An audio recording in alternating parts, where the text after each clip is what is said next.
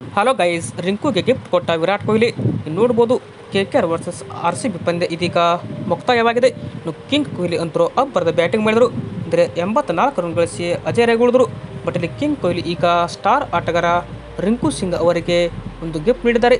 ಏನು ಗಿಫ್ಟ್ ನೀಡಿರೋ ಅಂತ ನಾನು ಪ್ರತಿಯೊಂದು ಮಾಹಿತಿಯನ್ನು ಈ ಒಂದು ವಿಡಿಯೋದಲ್ಲಿ ಹೇಳ್ಕೊಡ್ತಾ ಬರ್ತೀನಿ.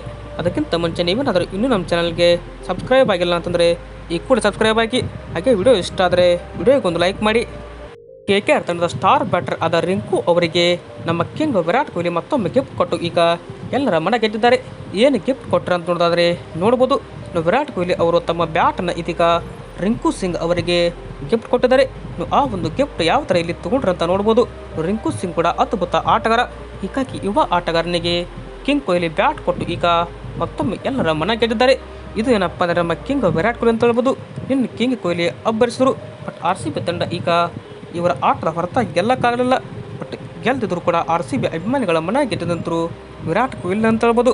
ಹಾಗೆ ನೀವೇನಾದರೂ ಇನ್ನೂ ನಮ್ಮ ಟೆಲಿಗ್ರಾಮ್ ಚಾನಲ್ಗೆ ಜಾಯಿನ್ ಆಗಿಲ್ಲ ಅಂತಂದರೆ ಜಾಯಿನ್ ಆಗಿ, ಲಿಂಕ್ ಇನ್ ಬಯೋ ಅಂತ ಹೇಳ್ಬೋದು. Thank you.